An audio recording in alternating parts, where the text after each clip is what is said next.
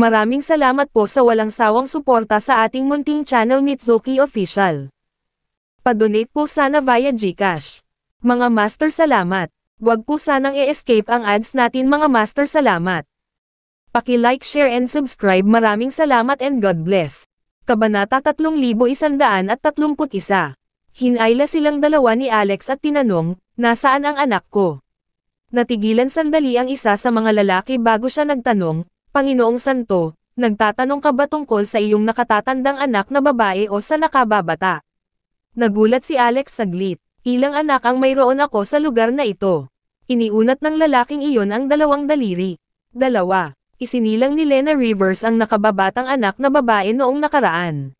Lena Rivers, pinanganak ba talaga niya ako? Habang si Alex ay nawala sa pag-iisip, isang babaeng naga ang lumangoy. Mukha siyang masigla at napakaganda. Alex, ang bagong dating ay si Shadow Rivers. Sumugod siya at ipinulupot ang sarili kay Alex na parang octopus. Bakit late ka bumalik? Pinaghintay mo ako ng napakatagal. Hindi na ako makapaghintay. Palibhasa'y maganda ang kalooban, tinukso siya ni Alex. Bakit hindi ka na makapaghintay? Nagmamadali ka bang magpakasal sa isang tao? O tama, ikaw ay payat, maganda, at matanda. Mas matanda ka pa sa akin, kaya oras na para magpakasal ka at magkaroon ng anak. Sabi ni Shadow, ayoko niyan. Ayaw mong magpakasal, o ayaw mong magkaroon ng anak. Wala sa kanila. O, gusto mong maging spinster. Ugh, I hate you. Menor de edad pa ako. Bilisan mo na. Siguradong matutuwa si Lola kung alam niyang nakabalik ka na. Gayun din, umaawit si Bubbles ng taytay, at tumatakbo sa intersection para hintayin ka araw-araw. Kapag nagsimula na siyang maghintay, mananatili siya roon ng isang buong araw nang hindi gumagalaw ng kalamnan.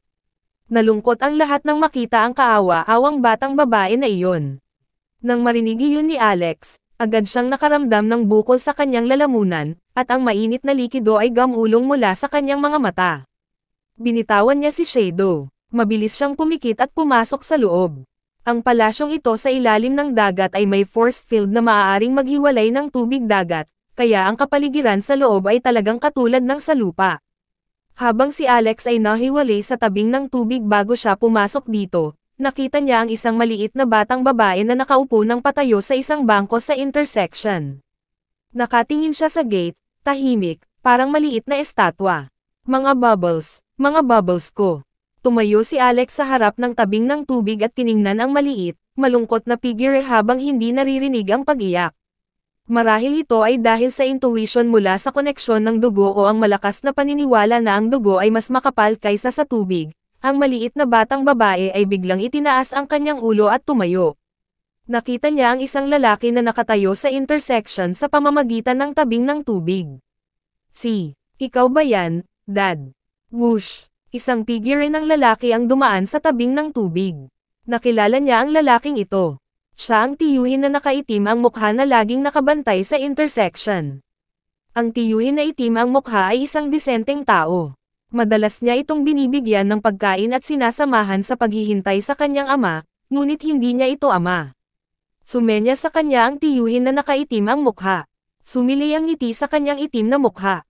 Ayaw niyang gumalaw. Ang tiyuhin na nakaitim ang mukha pagkatapos ay mabilis na sumugod at sinabi sa kanya ng malakas, Bubbles, narito ang Panginoong Santo.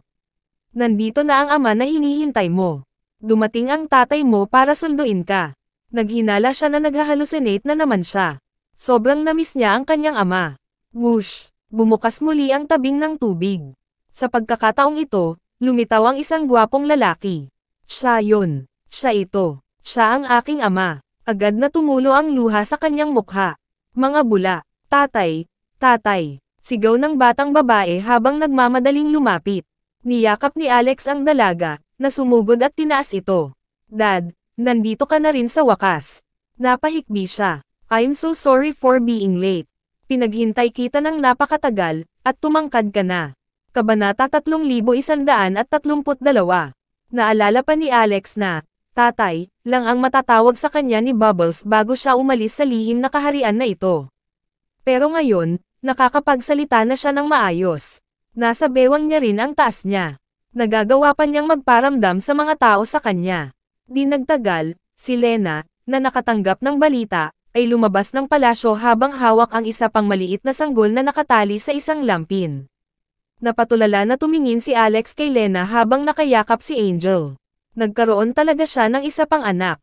Sa totoo lang, walang gaanong nararamdaman si Alex para kay Lena. Napilitan siyang labag sa kanyang kalooban noong panahong iyon. Sa kabutihang palad, si Lena ay may isang human bloodline na may mga katangian ng isang tao. Maganda din siya, Panginoong Santo. Sunod-sunod na lumabas ng palasyo ang mga miyembro ng Naga. Tuwang-tuwa sila nang makita si Alex. Sa katunayan, nang palabisan ng dakilang Genbo si Alex sa lihim na kaharian, hindi man lang niya nakilala si Lena sa huli. Gayunpaman, ang mga taga-Naga ay malinaw na ipinaalam ng dakilang Genbo, kaya alam nila ang tungkol sa ilang mga sitwasyon. Ito ba, ang anak natin? Napatingin si Alex sa bata sa mga bisig ni Lena. Kamukha niya si Lena. Siya ay may malaki, maitim na berdeng mata, maputi ang balat, at medyo kakaiba, ngunit napakarilag niya tulad ng isang manikang porselana. Natural na sagot ni Lena at nag-flash ng magandang ngiti, oo. Siya ay mukhang napakarilag, hindi ba? Katulad ko. Iba ang hitsura ng mga babae kapag namumulaklak sila sa pagkababae. Hindi natin malalaman ang tungkol dito hanggang sa susunod na panahon. Panipi. Hahayaan kitang yakapin siya at sa kapangalanan. Ayon sa mga tuntunin ng tribo ng Naga, dapat pangalanan ng ama ang kanyang anak. Pagkatapos mag-isip ng ilang sandali, sinabi niya, Anya Rockefeller. Ito ay dahil ang aktwal na pangalan ni Bubbles ay Angel Rockefeller. Sa makatuwid, ang pangalang Anya. Tumanggo si Lena. Mukhang maganda. Tawagin natin siyang Anya Rockefeller Rivers, kung gayon. Little baby. May pangalan ka na ngayon. Nagulat si Alex, may ibang pangalan. Pagkatapos lamang noon ay ipinaalam kay Alex kung paano naging matriarchal ang tribo ng Naga, kaya lahat ng bata ay kailangang kunin ang apelyido ng kanilang ina, at lahat ay pinangalan ng Rivers. Napatulala si Alex, hindi ba masyadong kakaiba ang pangalang Anya Rockefeller Rivers? Gayunpaman, paulit-ulit na binibigkas ng mga taga-Naga ang pangalan ng Anya Rockefeller Rivers, na umalangaw-ngaw sa buong lugar. Imposibleng mapalitan ang kanyang pangalan ngayon. Natapos ang reunion drama. Naiwan si Lena na mag-isa kasama si Alex sa isa sa mga silid sa loob ng palasyo. Pagkatapos ay sinabi niya, bago umalis ang dakilang Genbo, minsan siyang nagpadala ng mensahe sa ating tribo, na nagsasabing babalik ang Undying Clan pagkatapos ng 3 taon. Ang lihim na kaharian na ito ay maaaring maging unang hinto para sa papasok na Undying Clan pagdating ng panahon. Napaka-espesyal ng lugar na ito. Ito ay matatagpuan sa pagitan ng Undead Territory at ng Universo, at ito rin ang pinakamahinang lugar sa gitna. Bago dumating ang sandaling iyon, tayong mga taga-Naga ay kailangang umalis sa lugar na ito at hanapin ang binhi upang ang binhi ay mamuno sa ating mga aksyon sa hinaharap. Nagulat si Alex. Sa katunayan, ang bagay na ito ay masamang balita, ngunit kabalintunaan ay isang piraso din ng magandang balita sa parehong oras. Ang Undying Clan ay kailangang pumunta mula sa lugar na iyon, samantalang siya ay madaling dumaan sa teleportation portal para pumunta at umalis ayon sa gusto niya. Iyon ay magbibigay sa kanya ng mahusay na kadaliyang kumilos. Ang kanyang pangunahing pagsasaalang-alang ay upang makahanap ng isang paraan upang maiwasan ang Undying Clan na mapansin ang presensya ng teleportation portal na ito. Kamakailan, nagkaroon ng ilang magkakasunod na malalaking lindol at pagsabog ng bulkan sa dagat na ito. Malaki ang kaguluhan sa sahig ng karagatan at madalas na sinasabayan ng pagbabago-bago ng mga spatial na batas. Kung hindi ako nagkakamali, sinusubukan ng Undying Clan na makalusot sa hadlang ng force field dito, patuloy ni Lena. Kumunat ang noo ni Alex. Hindi iyon magandang bagay. More pressing, Lena chipped in, isa pa, nagkaroon kami ng kakaibang sakit dito lately. Tanong ni Alex, anong uri ng kakaibang sakit? Sabi ni Lena, sinabi ng High Priestess na ito ay isang uri ng Lost Soul Syndrome. Ang isang taong kahanga-hanga ay walang maaalala pagkatapos magising, at maging ang kanyang mga instinct sa buhay ay makakakita ng isang malubhang problema. May mga sugat ba? Kabanata 3133. Hindi. Napaka-normal nila. Marami ba sila? Meron kasing dami. Sumeryoso ang mukha ni Alex. Bihira ang ganitong sitwasyon. Kung ang Lost Soul Syndrome sa isang tao ay isang sakit, dapat may mali sa grupo ng mga taong dumaranas ng Lost Soul Syndrome na iyon. Dalhin mo ako doon. Kinuha ni Lena si Alex at nakilala ang lote mula sa malayo. Tinipon ng tribo ng Naga ang lahat ng mga pasyente na may Lost Soul Syndrome sa isang lugar. Sa isang sulyap, natigilan si Alex. Halos mapuno ang malaking field ng mga taong nakahandusay, nakahiga. Mayroong kabuoang mga 4 hanggang 500 tao, na talagang isang bilang. Mabilis na sinabi ni Alex, kung hinuhusgahan mula sa sitwasyong ito, natatakot ako na may isang nakakahawang sakit na lumitaw.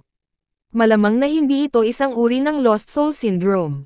Ang agarang prioridad ay ihiwalay ang may sakit at hanapin ang pathogen. Sa pag-uusap, dumating ang ilang iba pa mula sa Naga. Inalalayan nila o dinadala ang ilang miyembro ng tribo sa kanilang mga bisig. Mahusay na apothecary, isa pang miyembro ng tribo ang dumaranas ng Lost Soul Syndrome. Marami na sila this time. Lahat sila ay natipon sa isang lugar. Nauna itong ipinadala, at may 12-dosenang pa sa likod.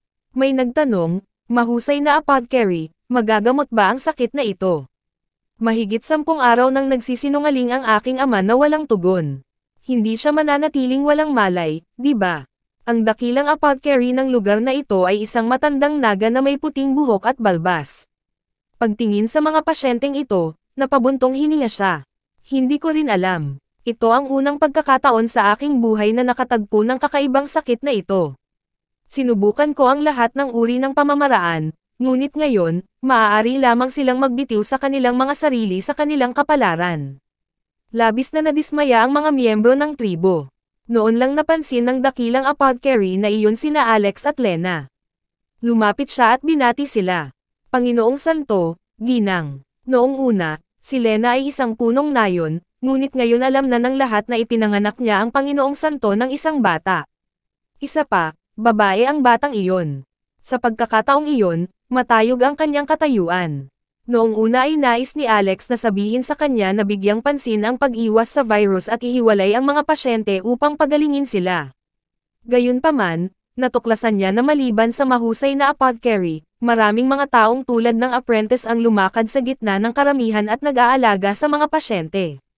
Nagmumukhang normal ang mga taong ito nang hindi nagsusuot ng mga isolation outfit o kahit isang bagay na takpan, tulad ng mga face mask.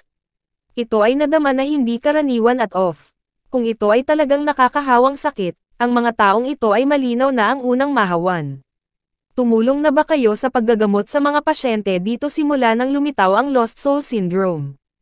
Tanong ni Alex. Oo, Panginoong Santo. Sinabi ng dakilang apothecary, ang mga tao rito ay karaniwang kilalang mga apothecary at manggagamot mula sa mga pangunahing nayon noon.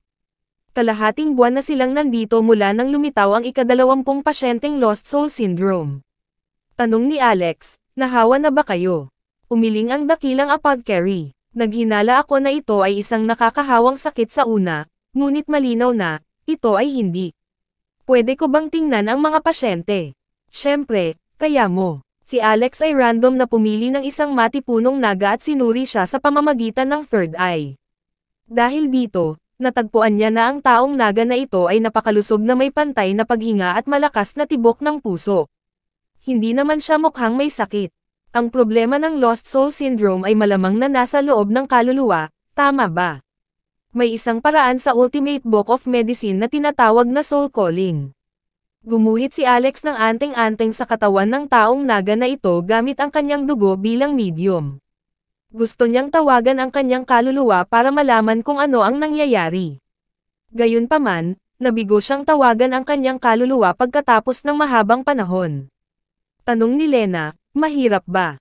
Kumunot ang noo ni Alex habang sinasabi, I really can't find the soul, but this is not plausible. Dapat mayroong isang reaksyon, kahit na ito ay isang out-of-body na karanasan. Subukan ko ulit. Gayunpaman, habang patuloy na sinusubukan ni Alex na tawagan ang kanyang kaluluwa, biglang nagbabala ang Mystic Maiden of the Nine Heavens, mag-ingat. May kakaiba sa kanyang kaluluwa. Kabanata 3134. Kaagad pagkatapos babalaan ng Mystic Maiden of the Nine Heavens si Alex. Naramdaman niya ang biglaang paglitaw ng kakaibang kapangyarihan ng kaluluwa. Dumiretso ito sa isip palasyo sa kanyang noo. Ano yang bagay na yan? Talagang hindi ito kaluluwa ng naga. Namangha si Alex. Gayunpaman, mabilis siyang kumalma. Ang kanyang isip palasyo ay hindi mabubuntis. Isa lamang itong pangarap na tubo para sa gayong daloy ng kapangyarihan ng kaluluwa na sumusubok na pumasok sa kanyang katawan. Mahusay na spell ng Selyu. Selyu. Ang pag-awit ni Alex ay matahimik, tulad ng isang lotus. Isang lotus ang tinawag na totoo. Siyempre, ito ay isang miniature na bersyon ng Blue Demonic Lotus, isa sa 3,000 lotus sa loob ng kanyang katawan. Ang daloy ng kapangyarihan ng kaluluwa ay nabigong makatakas sa pamamaraan ni Alex. Ang Great Seal spell sa loob ng 10-point forbidden spell ay mahigpit itong tinalian at tinatakan sa harap ng kanyang noo. Ano? Ano ito? Si Lena, ang dakilang apothecary, at ang iba pa ay tumingin ng masama sa masa ng itim na anino na nakatatak sa harap ni Alex.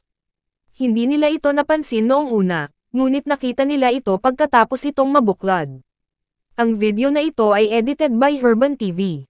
Ito ay tila isang masa ng itim na usok na naglalaman ng espiritual na kamalayan, ngunit ito ay patuloy na nagbabago. Ito ay naging isang malungkot na mukha ng tao sa isang sandali, at ito ay naging isang kakilakilabot na demonyo sa susunod.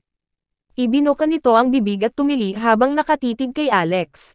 Gayunpaman, hindi ito naglabas ng anumang tunog. Sinabi ni Alex, dapat ito ang salarin ng Lost Soul Syndrome, ngunit ito ay malamang na isang stream lamang ng kapangyarihan ng kaluluwa. Ang totoong pathogen ay nasa loob pa rin. Casual siyang nag-flick ng spark gamit ang kanyang kamay. Ito ay walang iba kundi ang nag-aalab na lotus ng galit ni Buddha. Boom! Ang masa ng selyadong kapangyarihan ng kaluluwa ay agad na sinunog sa abo. Maraming mga manggagamot at ang ilang mga miyembro ng tribo na nagpadala ng mga pasyente kanina sa paligid. Nasa loob ba ang sanhi ng sakit? Baka may pumasok sa utak. Umiling si Alex sa katahimikan. Kung titingnan ang kasalukuyang sitwasyon, tiyak na mas malubha ang problema. Ang mga kaluluwa ng mga pasyenteng ito ay malamang nawala na. Masyadong mahina ang kapangyarihan ng soul calling. Kung ganoon, kakalad ka rin kita palabas ng malupit na puwersa. Alamin natin kung ano ka ba. Sa pagkakataong ito, gumawa si Alex ng selyo gamit ang kanyang mga kamay at gumawa ng soul restraining talisman bago niya ito itinutok sa noo ng pasyente na may masamang tingin.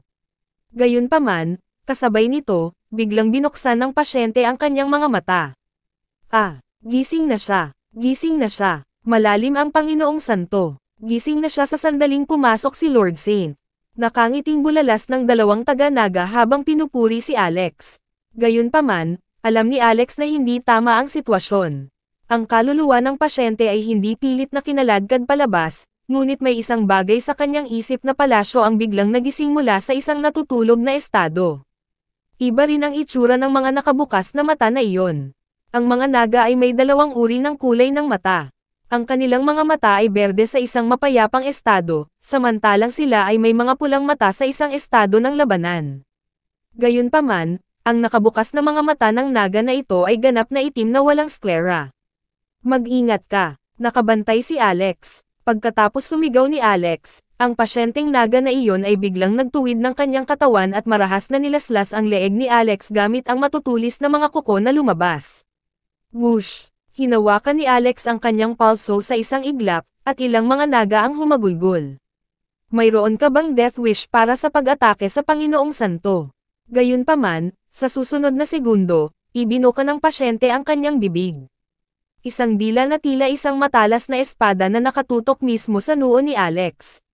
Napakahaba ng dila. Nagulat din si Alex. Hindi maaaring magkaroon ng ganoon kahaba ang dila ng mga taga-naga.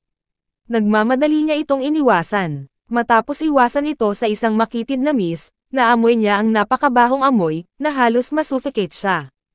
Hindi nagbigay ng killer blow si Alex dahil ang lalaking ito ay pasyente mula sa tribo ng naga. Ngunit desidido si Lena. Mabilis niyang nilaslas ang leeg ng lalaki gamit ang severing sword sa kanyang kamay, pinugutan siya kaagad. Natigilan ang dakilang apothecary. Nagdududa na lang siya sa kanyang mga mata habang nakatingin sa mahaba, itim, at talas-talas na dila. Ano sa lupa ang bagay na ito? Kabanata 3135. Paano lumaki ang dila na ito? Nang natuon ang atensyon nila sa mahabang dila na iyon, biglang nag-mutate ang naga na nasaran ng ulo. Brr! Ang isang hanay ng mga spines ay tumubo mula sa kanyang likod, ang lahat ng kanyang mga paa ay lumapot at humahaba habang ang mga ito ay natatakpan ng mga pattern, ang kanyang sternum ay nakausli ng husto, ang kanyang laman ay napunit, at ang dugo ay tumutulo tulad ng tubig sa bukal. Dagdag pa sa pagtataka, isang bagong ulo ang tumubo mula sa kanyang sirang leeg. Ang ulong ito ay hindi na isang ulo ng naga, ngunit ito ay ulo ng isang lubhang kahindek-hindek at masamang halimaw. Ang ilang mga manggagamot ay sumigaw sa takot dahil hindi pa sila nakakita ng ganoong bagay. Walang pag-aalinlangan itong hinampas ni Lena gamit ang severing sword. Kaagad pagkatapos, umalangaw-ngaw ang isang metallic clang. Sa labis na kawalang paniwala, hindi naputol ng severing sword ang kanyang buto. Iyon ay tuluyang nagpawala sa kanila ng bantay. Tumigas na ang kanyang mga buto. Sabi ni Lena na nagpapanik. Susubukan ko. Naglabas si Alex ng 300,000 pound na Dao Killing Sword at nagpakawala ng sapat na lakas bago niya ito hinampas ng malakas. Poof! Nahati sa dalawa ang mutated naga. Gayunpaman, nabigo ang suntok na iyon na wakasan siya, at isang alulong ang lumabas sa kanyang bibig. Sa sumunod na segundo, isang mas kakilakilabot na sitwasyon ang lumitaw. Lahat ng mga pasyente ng naga na maayos na nakaayos ay nagmulat ng kanilang mga mata sa malawak na bukid. Ang kanilang mga mag-aaral ay ganap na itim, at lahat sila ay nag-mutate ng sabay-sabay nang hindi pinuputol ang kanilang mga ulo. Basag. Poof. Ang kapaligiran ay napuno ng mga tunog ng mga buto na lumalabas sa kanilang mga katawan, mga sirang buto, at tumutulo ng dugo mula sa mga punit na kalamnan, na nagpapadala ng panginginig sa mga gulugad ng mga nakikinig. Ang gayong madugong eksena ay nagpalamig sa natitira nilang dugo, at pakiramdam nila ay bumaba sila mismo sa impyerno. Gulat na tanong ng dakilang apothecary, ano ang problema nila? Bakit sila naging ganito? Sa pagkakataong iyon, umungal ang nakapaligid na mutated na mga pasyente ng naga. Sa sandaling nagbumang ang mga boses, may pumasok sa isip ni Alex. Parang pamilyar na pamilyar. Hindi mabilang na beses niyang narinig ang mga boses na iyon ng manghuli sa undead territory. Si Lena at iba pang naga ay nagkaroon din ng parehong epiphany sa maikling sandali na iyon. Ito ang Undying Clan. ****. Paano sila naging miyembro ng Undying Clan? Malinaw na sila ang ating mga tribo, ngunit bakit sila naging mga miyembro ng Undying Clan? Pinigilan ng tribo ng naga ang kaharian na ito kasama ang dakilang Genbo, at madalas silang nakikitungo sa Undying Clan. Kaya naman, hindi karaniwan na nakikilala nila ang wika ng Undying Clan. Naningkit ang mga mata ni Alex habang umuungol. Dapat umalis na kayo dali. Lena, pumunta at protektahan ang mga bata. Ako na ang bahala sa lugar na ito. Tumanggo si Lena, walang pag-aalinlangan. Mag-ingat ka. Tatawagan ko ang mga mandirigma para sa tulong. Agad siyang tumakbo palabas. Sa isang iglap lang ay isang malakas na busina ang maririnig mula sa labas. Mamatay. Itinaas ni Alex ang Dao Killing Sword sa kanyang kamay at hinampas, sunod-sunod na pinatay ang mga halimaw. Napatay niya ang 12 ng mga ito sa loob lamang ng maikling sandali, ngunit napapaligiran siya ng 12 ng higit pa sa parehong oras. Ilang daang mutated monsters ang nakatitig kay Alex na may dugong mga mata at sama-samang umungal. Ang sumunod pagkatapos ay ang lahat ng mga halimaw na nakabuka ang kanilang mga bibig habang sila ay naglalabas ng malakadena na mga dila na puno ng mga talas-talas na ngipin bago inatake si Alex sa lahat ng direksyon. Nagngangalit na Frost Arrow, maalamat na apoy ng puot ng Buddha. Nagpatuloy si Alex sa pagpatay habang sinusubukang kontrolin ang kanyang kayamanan at ang resulta ng kanyang mga pag-atake. Ang isang malaking bilang ng mga halimaw ay nahulog. Di nagtagal, dumating ang mga reinforcement ni Naga. Mayroong kabuoang ilang daang halimaw, kaya mahirap pukawin ang isang malaking bagyo. Nang makita nila na ang lahat ng mga halimaw ay malapit ng mapuksa, ang isa sa kanila ay nakakagulat na nagsalita sa wika ng tao. Boses iyon ng babae. Parang pamilyar. Alex Rockefeller, paano kung gumawa tayo ng deal? Kabanata 3136. Ang boses na ito. Ito ang Undead Queen, Juvia.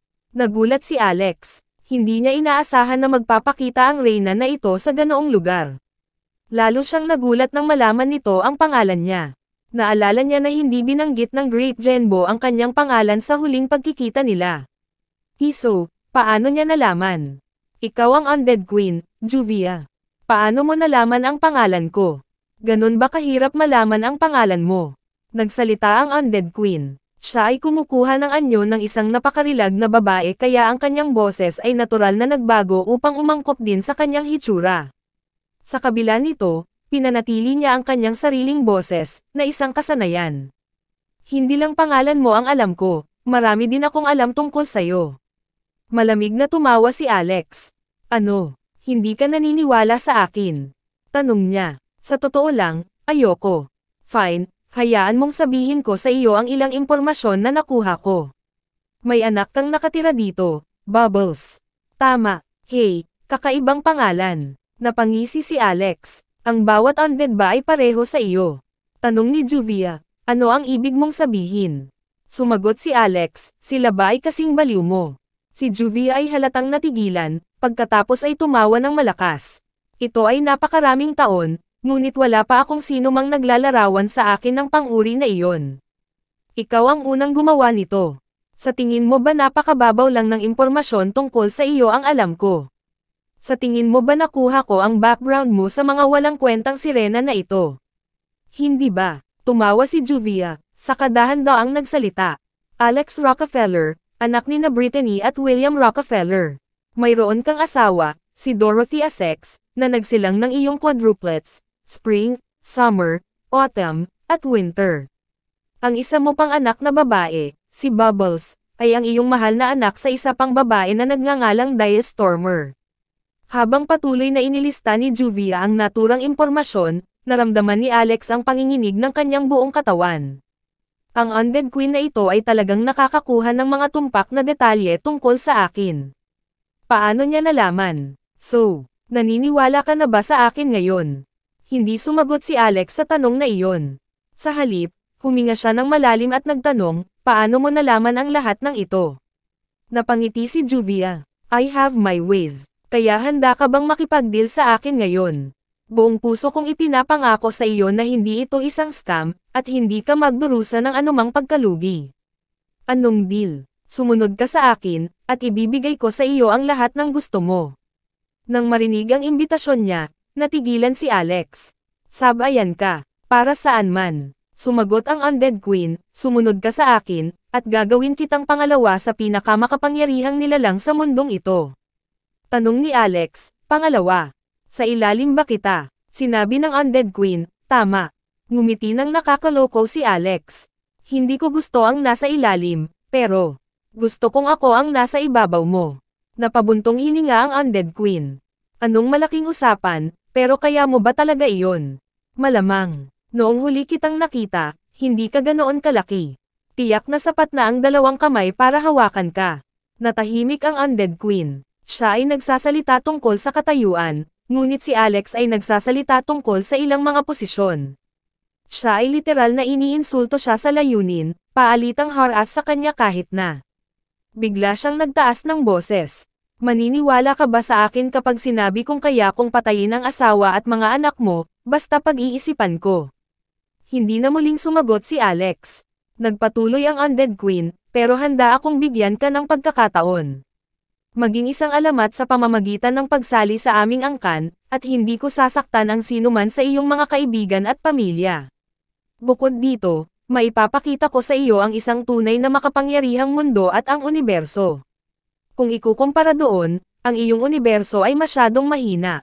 Mayroon kang dalawang pagpipilian ngayon, kaya alin ang pipiliin mo? Kabanata 3137. Piliin ko, ang pumatay. Agad siyang nag-teleport, lumitaw sa harap mismo ng naga, na kinokontrol ng Reyna. Inilabas ang pamatay na espada ni Dao, nilaslas niya ang tao sa kalahati, at maging ang kanilang mga utak ay nahati. Pagkatapos nito, naglabas si Alex ng isang bola ng maalamat na apoy ng puot ng Buddha. Nilimitahan ng hangganan ng Great Genbo ang Juvia noong panahong iyon. Hindi siya makalusot sa hangganan, kaya't kinailangan niyang may padala ang bahagi ng kanyang kaluluwa sa lugar na ito. Sa kanyang kasalukuyang kapangyarihan, hindi niya posibleng mablock ang apoy.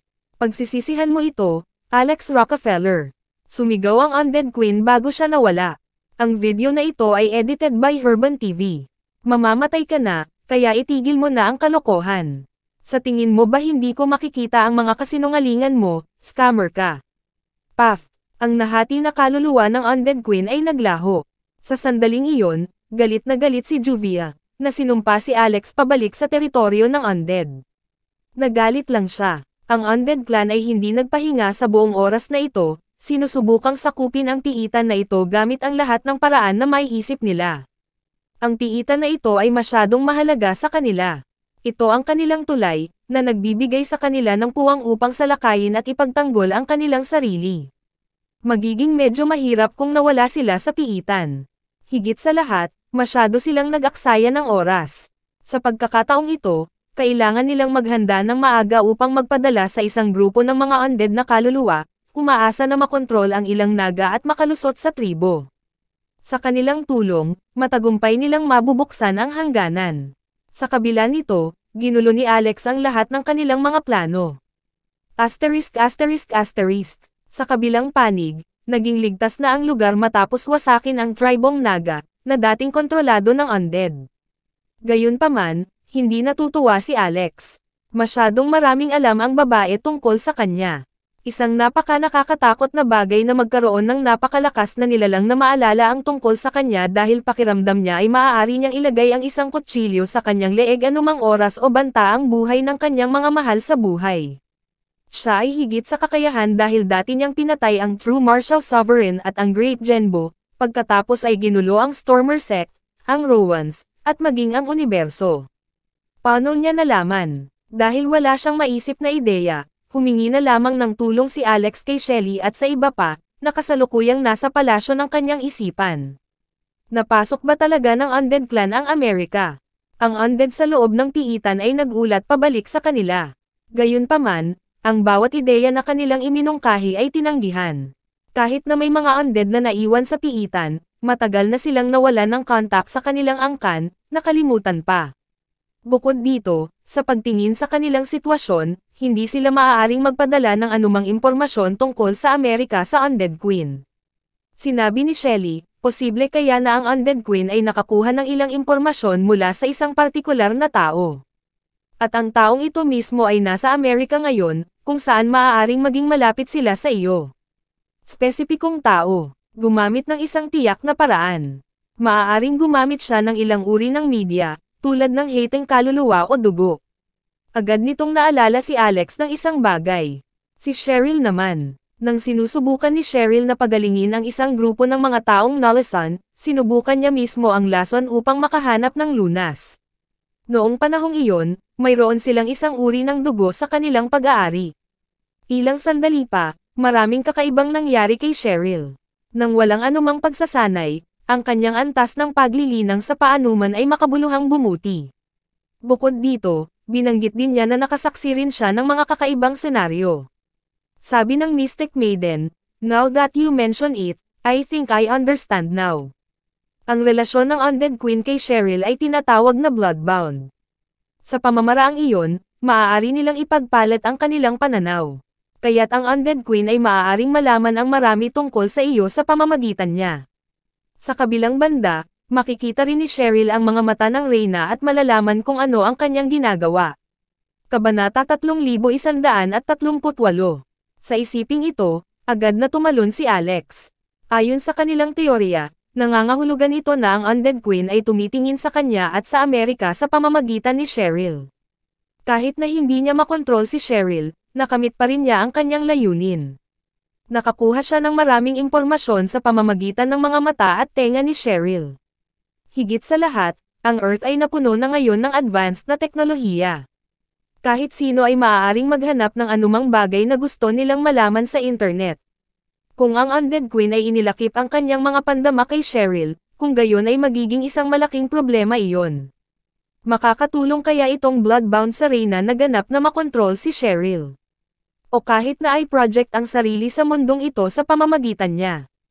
Tanong ni Alex. Sagot ng Mystic Maiden. Hindi. It's just a connection made through blood essence. Ang kapangyarihan sa loob ng dugo ay masyadong mahina. Naniniwala ako na ang koneksyon na ito ay hindi rin nagtatagal. Mahihiwalay ba ito? Magiging mahirap. Ang Mystic Maiden ay umiling ngunit tila hindi sigurado. Ngunit maaari mong subukang gamitin ang 10-point forbidden spell. Baka masil nito ang dugo ng Reyna sa loob ng katawan niya. Sige, susubukan ko ngayon, sabi ni Alex at lumabas sa palasyo ng kanyang isip. Noon lang, ang kalapit na palasyo, na protektado ng isang hangganan, ay nagsimulang manginig ng malakas, na parang may lindol. Parang naging bote ng tubig ang dagat, patuloy na humahampas ang alon pataas baba na parang may inaalog ang bote. Hindi kalayuan sa kanila ang tatlong bulkan, na nagsimulang pumutok ng wala saan. Ang lava pagkatapos ay pinagsama sa mga dagat, ginagawa itong kakaibang sopas ng dagat. Ito ang undead. Nabaliw sila pagkatapos na malaman na nabigo ang kanilang mga plano. Gayunpaman, masaya si Alex na sa kabutihang palad, pumasok siya sa loob pagkatapos buksan ang hangganan kanina. Ang Nuggets ay ganap na sakupin ng undead kung siya man ay mamaya. Hindi lamang ang buhay ng kanyang anak na babae ay nanganganib, ngunit ang undead ay nagpaplano din ng isang bagay na mas malaki at mas makasalanan at makalusot sa mundo ng tao ng mas maaga kaysa sa inaasahan. Lena, hindi ka na makakatagal dito. Natagpuan siya ni Alex at sinabing, tipunin ang buong tribo ng Naga at umalis sa piitan na ito. Aakayin ko kayong lahat sa labas. Nagkataon, ang Yukon Dungeon na tinitirhan ko ay may malaking halaga ng chi at espiritual na enerhiya. Makakatulong iyon sa mas mabilis na pagpapabuti ng mga kasanayan sa paglilinang ng lahat. Tinanong ni Lena, may mga dagat ba? Natigilan si Alex sa tanong nito. Bilang isang tribo sa dagat, ang mga Naga ay kailangang manirahan sa dagat. Ngunit ang Yukon ay nasa loob ng bansa, at natural lamang na walang mga dagat sa malapit. Sagot ni Alex, hindi. Ngunit maaari tayong maghanap ng mga lugar na may dagat. Sabi ni Lena, okay lang, I'm familiar with America, and I know that there's a place called Pompey Fairyland. Napapaligiran ito ng dagat, ibig sabihin, ito ang pinakaangkop sa ating tribo. Medyo konektado din ako sa lugar na iyon. Isa sa mga nakatatanda ko ang dati nilang sect master. Maaaring may problema sa loob ng Pompey Fairyland, bagaman. Maraming tao mula sa sansinukob na ito ang nagsisikap na makuha ang kanilang mga kamay dito. Ngumiti si Lena. Huwag kang mag-alala. Napapaligiran ito ng dagat, remember. Iyan ang teritoryo ng mga Naga. Sige, tapos na yan. Sa kabilang banda, tinipon ni Lena ang kanyang mga tao at inilikas ang palasyo, samantalang si Alex ay lumapit sa kanyang dalawang anak na babae. Pinagmamasdan sila ni Shadow at ng isa pang babaeng Naga. Papa. Tumakbo si Angel at ipinulupot ang mga braso sa hita nito. Hindi nagtagal pagkatapos ng kanyang kapanganakan, ang maliit na batang babae ay kailangang sumunod kay Alex sa teritoryo ng undead, pagkatapos ay dinala kapag binaligtad ang mundo. Ito ay medyo mahirap na paglalakbay. Bagamat hindi pa matured ang kanyang isip, at hindi rin siya makapagsalita noon, pambihira pa rin siya, lalo na't siya ang pamana ng Diyosa ng kalikasan. Malinaw niyang naalala ang bawat pangyayari. Kaya naman inaasahan na lubos niyang umasa sa kanyang ama. Binuhat siya ni Alex. Bubbles, gusto mo bang ihatid ka ni Papa para makilala si Mama? Mama, mukhang pamilyar siya sa katagang iyon, ngunit hindi sa parehong oras. Pagkatapos ay niyakap ng batang babae ang leeg ni Alex at pumulupot na parang bola, marahang tumango. Kabanata 3139. Napuno ng pag-asa ang mga mata ni Shadow, lumingon kay Alex. Totoo bang makakaalis na tayo sa lugar na ito? Sa labas ng mundo, napangiti si Alex. Siyempre, totoo. Ito ay kahanga-hanga. Hindi pa ako nakapunta sa outside world. Ito ang magiging unang pagkakataon ko. Medyo nasasabik si Shadow, dahil matagal na niyang gustong makita ang labas ng mundo. Siya ang umalis sa kanyang nayon noon at nagtungo sa isang lugar kung saan wala pang nakarating sa kanyang tribo. Ganyan niya nakilala si Alex. Kung hindi niya ginawa, hindi sigurado kung makapasok pa si Alex sa palasyo. Sabi ni Alex, but there's too much trouble in the outside world. Ang mga tao ay patuloy na nakikipaglaban at nakikipagdigma. Maaaring hindi ito kamangha-mangha gaya ng iyong inaakala. Pabalik-balik na ikan-away ni Shadow ang kanyang kamay. Ano ngayon? Mas mabuti na rin ito kaysa bantayan ang lugar na ito at hintayin ang undead na makalampas sa hadlang at patayin kaming lahat, alam mo ba? Ang undead ay hindi makalampas sa aming depensa sa ngayon, at hindi namin kailangang tulungan ang Great Genbo noong kami ay nakikipaglaban din. Kaya, sa totoo lang, ito ay medyo pangkaraniwan sa nakalipas na 2 taon. Isang tawa ang pinakawalan ni Alex. Gusto mo pa bang lumaban? Sagot ni Shadow. Kaming mga naga ay ipinanganak na mandirigma, kaya isipin kung gaano kaboring ito kung hindi namin kailangang lumaban. Nakakalungkot na hindi pa rin ako sapat. Kahit na lumabas ako, hindi ako makakaalis sa dagat, hindi tulad ng aking lola. Mabubuhay siya ng maayos, sa kabila ng maraming taon na naninirahan sa lupa. Sagot ni Alex, malapit mo nang maabot ang iyong mga pangarap. Sinabi ng lola mo na gusto niyang pumalit sa isang lugar. Asterisk. Lumilikas pa rin si Lena noon, ngunit hindi na makapaghintay si Alex. Kailangan niyang hanapin si Cheryl, kaya dumaan siya sa pintuan ng teleportasyon sa desyerto na nayon at bumalik sa Yukon, kasama rin si Angel. Gayunpaman, sa pagpasok niya sa pinto, may napansin siyang nakakagulat. Ang teleportation door na nakalagay sa piitan na ito ay mobile, kung saan maaari niyang ilipat ito kahit anong gusto niya. Nang ibigay ito ng Great Genbo sa kanya, wala siyang panahon para ipaliwanag ang mga tungkulin nito. Kaya ngayon lang ito napagtanto ni Alex. Dahil dito, agad na kumilos si Alex at itinakda ang pinto para ay teleport ang mga naga sa isang lugar na mas malapit sa palasyo sa ilalim ng dagat upang maging mas maginhawa para sa kanila na lumipat. Nang iset ang pinto ng teleportation, biglang may naisip si Alex. Maaari ko bang gawing isang malakas na porma sayon ng pagpatay ang lugar na ito? Kaya kahit na nagawang basagin ng undead ang hadlang, kailangan nilang harapin ang malalakas na pag-atake pagkatapos. Whoosh! Nagpakita si Alex sa sanctuary ng Yukon kasama si Angel. Si Daya, na nagsasanay noon, ay agad na nakaramdam ng presensya. Si Angel pala, bumalik ang anak ko. Natanggap niya ang pamana ng Diyosa ng ang kanyang anak na babae ay ipinanganak sa halip na siya. Kaya, ang kanilang koneksyon ay medyo espesyal. Kung hindi dahil pinutol ng Great Genbo Dungeon ang kanilang koneksyon, matagal na niya itong hinanap. Sa isang mabilis na dash, bumungad sa kanila si Daya. My love, siya ba? Tumanggaw si Alex. Sa kabila nito, ang biglaang pagsulpot ng babae at sobrang excitement ang bumulaga kay Angel. Ang maliit na batang babae ay patuloy na pumulupot sa mga bisig ng kanyang ama, sumilip kay Daya gamit ang sulok ng kanyang mga mata. Bubbles, sabi ni Mama. Siya ang iyong ina, at marami siyang pinagdaanan para ipanganak ka, alam mo ba? Ibinigay niya sa iyo ang lahat ng kaya niyang ibigay at ginamit lamang niya ang pinakamahusay. Habang nagsasalita siya, napaluha si Daya sa sinabi ni Alex, halos mapaiyak na rin siya ng malakas. Mama. Habang mahinang tinatawag siya ni Bubbles, hinayla siya ni Daya sa isang mainit na yakap at nagsimulang umiyak, na kayang kontrolin pa ang kanyang emosyon. The Pinnacle of Life Kabanata 3140. Sa pagmamasid kay Alex na nagmamadaling umalis, alam ni Daya na ito ay totoong emergency. Pagkatapos noon, nagsalita na rin si Angel para sa kanyang ama. Mama, lahat ng tao sa tribo ay nagsabi na ang Undead Clan ay darating. May mga lindol at pagsabog ng bulkan araw-araw. Kumunat ang noo ni Daya. Ang undead. Nagpatuloy si Angel. Huwag kang matakot, Mama. Paprotektahan ko kayong dalawa. Tingnan mo, marami din akong kaibigan. Sa pamamagitan ng pagwagayway ng kanyang kamay, isang hanay ng maliliit na puno ang tumubo mula sa lupa.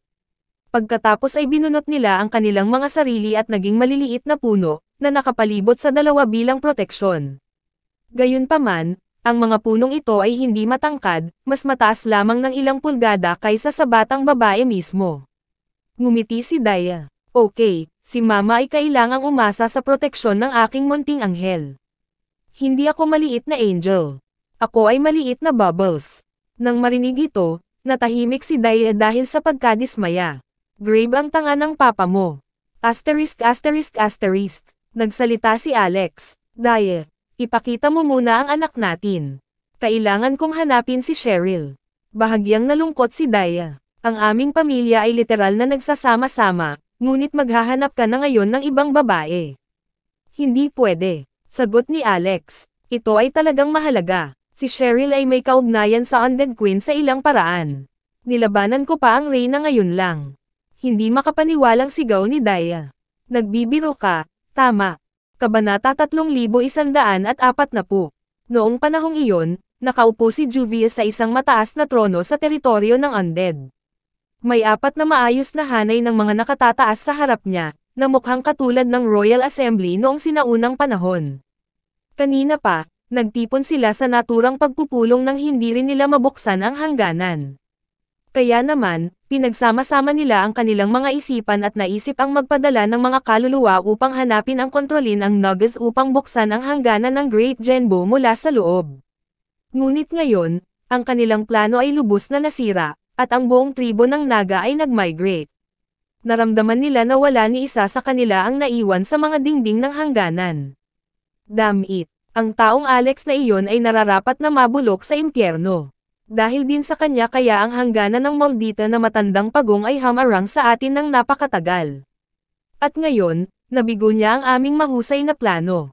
Kailangan natin siyang patayin. Nagsimulang sumigaw ang iba sa Undead Clan, nagalit din. Hindi lahat ng mga ito ay tao pagkatapos ng lahat, dahil karamihan ay mukhang mas masungit kaysa sa iba. Lalo na ang unang ilang Undead Kings sa front row, halos 20 metro ang taas nila. Ang Undead Queen ay sumandal sa kanyang armrest, nakatingin sa ibaba na may tamad na ekspresyon. Tumahimik kayong lahat, gumagawa ka ng sobrang ingay ngunit hindi ka makaisip ng anumang magagandang ideya. Napakawalang kwenta, tingnan ninyo ang inyong mga sarili. Sa kabila ng malalaking ulo, parang napalitan ng pandikit ang utak mo. Dahil dito, nagkamot ng ulo ang isa sa mga hari, na talagang naging sanhi ng malagkit at malapot na bagay na bumagsak sa lupa. Lubhang naiinis si Juvia dito, kahit isang sulyap lang niya. Noon lang, lumapit sa kanya ang isang napaka-sexy na babae na naka-reveal na damit. Iyon ay, sa katunayan, isang tao, kung saan ang kanyang hitsura ay napakaganda, at siya ay nagsuot pa ng isang masikip na katad na suot. Malamang na walang gaanong tela sa paligid, kaya natatakpan lamang ng kanyang suit ang kanyang pribadong bahagi. Bukod dito, lahat ng iba ay undead, mayroon lamang silang mga kalansay. Kung walang anumang laman, hindi nila kailangang takpan ang anuman. Ate, ito ay isang lihim na natanggap natin mula sa ibang kaharian. Pagkatapos ay inabot ng babae ang isang bola ng ilaw sa Reyna. Kumunat ang noo ni Juvia habang kinuha ang bola ng ilaw at nilagay sa noo niya. Pagkatapos noon ay lalong nagdilim ang kanyang ekspresyon. Bulong ng babaeng naka-leather suit. Anong sabi nito, sis? Sagot ni Juvia. Malubhang nasugatan ang Nascent Lord. Ang audio bay ay nakuha na rin. Kasalukuyang nagsasalita ang dalawa sa ibang lengguwahe mula noong kausap nila ang undead.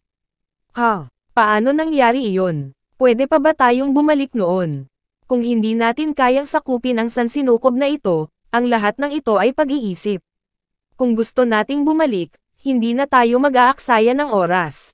10,000 taon na ang nakalipas, at naiinip na ako.